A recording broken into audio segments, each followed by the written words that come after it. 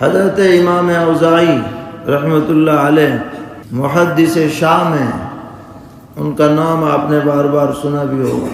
ان کا مقولہ ہے کہ صحابہ کرام رضی اللہ تعالی عنہم اور تابعین جب جمع ہوتے تھے تو اکثر آپس میں 5 باتوں کی تلقین کرتے تھے۔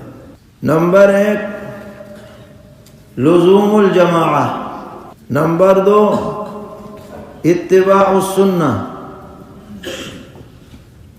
نمبر 3 عمارت المسجد، نمبر 4 تلاوت القرآن، نمبر 5 المجاہدۃ فی سبیل اللہ۔ لزوم الجماعہ کا مطلب یہ ہے کہ امت کے جو اجماعی نظریات ہیں، ہر زمانے میں جو اہل حق کی فکر ہے، ان کے اقوال ہیں، ان کی آراء ہیں، آدمی اس پر جمع رہے، اپنی رائے الگ سے قائم کر کے اور اس کو چلانے کی کوشش نہ کرے۔ یہ ہے مطلب لزوم الجماعہ کا۔ اس لیے کہ اللہ تعالیٰ نے اس امت کی بقا کا انتظام اسی طرح فرمایا ہے کہ یہ امت کبھی گمراہی پر جمع نہیں ہو سکتی، اور کوئی شاذ بات امت میں چل نہیں سکتی، چاہے کہنے والا کتنا ہی اہم آدمی کیوں نہ رہا ہو، مگر اگر وہ غلط بات کہتا ہے تو اس پر نکیر کرنے والے کھڑے ہو جاتے ہیں اور صحیح رخ پر دین کو پھر لے آتے ہیں۔ تو ہماری عزت اسی میں ہے کہ ہم اپنے اکابر کے جو نظریات ہیں، اور وہ یقیناً کتاب و سنت سے مستفاد ہیں، جو اجماعی نظریات ہیں، فکریں ہیں، ہم اس پر قائم رہیں۔ یاد رکھیے گا کہ ایک عالم کے لیے سب سے بڑی بے عزتی کی بات اگر کوئی ہو سکتی ہے تو وہ یہ ہے کہ اس کی طرف کسی گمراہی کی نسبت ہو جائے۔ اس سے بڑی بے عزتی کسی عالم کے لیے کچھ نہیں ہو سکتی۔ جو علم کی دولت سے مالا مال نہیں ہے وہ کچھ بھی کہہ دے، اس کی بات پہ نہ کوئی توجہ دیتا ہے بلکہ اسے معذور سمجھا جاتا ہے۔ لیکن عالم دین اگر کسی گمراہی کی بات پر چلتا ہے، اس کی طرف گمراہی کی نسبت ہوتی ہے، یہ بہت بڑی اس کے لیے بے عزتی کی بات ہوتی ہے۔ ہم سب کو ایسی باتوں سے بچنا ہے، ہم کتنے ہی فطین و ذہین کیوں نہ ہوں، اپنی جماعت کے نظریات سے، اہل سنت والجماعت کے نظریات سے ہرگز ہم ادھر ادھر 1 انچ بھی نہ ہٹیں۔ لزوم الجماعہ یہ ہمارا عزم ہونا چاہیے۔ دوسرے اتباع سنت، ہمارا جذبہ ہونا چاہیے کہ زندگی کے ہر موڑ پر ہمارے لیے رہنما نبی اکرم علیہ الصلاۃ والسلام کا اسوہ مبارکہ ہو۔ عبادات ہوں، معاملات ہوں، اخلاق ہوں،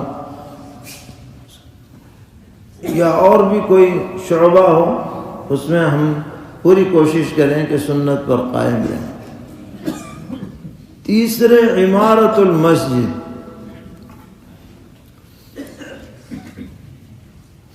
ایک عالم دین اپنے گاؤں میں جائے یا کسی ادارے میں رہے اور وہ جماعت سے نماز کا پابند نہ ہو، یہ بہت بڑی سبکی کی بات۔ بلا عذر وہ جماعت کو چھوڑے، اس کا مسجد سے ربط نہ ہو، تو وہ عالم کس بات کا ہے؟ عوام کو اگر 1 درجے میں مسجد میں آنا چاہیے تو علماء کو ان سے 100 گنا زیادہ مسجد سے اپنی وابستگی رکھنی چاہیے۔ مسجد اللہ کا گھر ہے، مسجد فرشتوں کا مرکز ہے، مسجد دین کا مرکز ہے۔ عالم مسجد سے جڑے گا تو ظاہر سی بات ہے کہ جو نمازی ہیں ان سے بھی جڑے گا۔ کسی کو مسئلہ پوچھنا ہوگا وہ مسئلہ پوچھے گا، کوئی اپنی ضرورت پوچھنا چاہے گا۔ گھر میں آنے میں تکلف آدمی کو ہوتا ہے، مسجد میں جانے میں کوئی تکلف نہیں، کوئی پابندی نہیں۔ ہم یہاں سے یہ عزم کر کے اٹھیں کہ ہماری ہر جماعت مسجد میں ہوگی انشاءاللہ، تکبیر اولیٰ کے ساتھ ہوگی۔ عذر کی بات الگ رہی، لیکن بلا عذر ہمیں چھوڑنا نہیں۔ سفر میں بھی ہم کہیں جا کر کے قیام کریں، پہلے پوچھیں بھئی مسجد کہاں ہے، بلا وجہ قیام گاہ پہ نماز نہ پڑھیں۔ سب کو پتہ رہے کہ یہ جماعت کا اہتمام کرتے ہیں۔ ہمارے اکابر کی یہ خاص خوبی رہی کہ جہاں بھی رہیں جماعت کی نماز کا اہتمام، مسجد کی جماعت کا اہتمام یہ رہنا چاہیے، عمارت المسجد۔ اور چوتھے نمبر پر تلاوت القرآن۔ ماشاءاللہ آپ نے قرآن پاک کا ترجمہ بھی پڑھ لیا، تفسیر بھی پڑھ لی، اور یہ جو تمام احادیث پڑھی گئیں یہ بھی قرآن ہی کی تفسیر ہی تو ہے، اور کیا ہے۔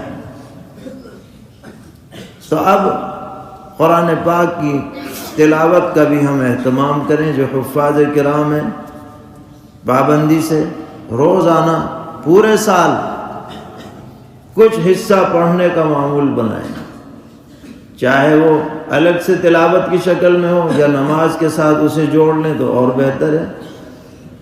اگر آدمی ایک ایک رکوع بھی پڑھے سنن و نوافل میں تو 1-1.5 پارہ بہت آسانی سے ہو سکتا ہے، کوئی مشکل نہیں، نہ بوجھ پڑے گا نہ الگ سے یاد کرنا پڑے گا۔ اس کا بھی عزم کریں۔ جو حفاظ نہیں ہیں، ناظرہ خواہ ہیں، وہ ویسے پڑھیں، 1 پارہ 2 پارہ صبح کے وقت میں، رات کے وقت میں، جو بھی ہو تلاوت کا اہتمام ہونا چاہیے۔ حدیث آپ نے پڑھی ہے کہ اللہ تعالیٰ کا قرب سب سے زیادہ اگر کسی چیز سے ہو سکتا ہے تو وہ قرآن پاک ہے۔ قرآن پاک میں اشتغال ہونا چاہیے۔ اور 5ویں چیز ہے اللہ کے راستے میں مجاہدہ۔ اس کا جو سب سے اعلیٰ درجہ ہے اس کی تو نیت کرنا ہی کافی، لیکن جو بھی محنت کی جائے دین کے لیے وہ سب اس کے اندر داخل ہوتی ہے۔ بس نیت درست ہونی چاہیے۔ اس کے لیے کوئی بھی مجاہدہ کرنا پڑے، جانی مالی قربانی دینی پڑے، اس سے دریغ نہیں ہونا چاہیے۔ اللہ تعالی ہم سب کو توفیق عطا فرمائے اور ہر طرح کے شرور سے محفوظ رکھے۔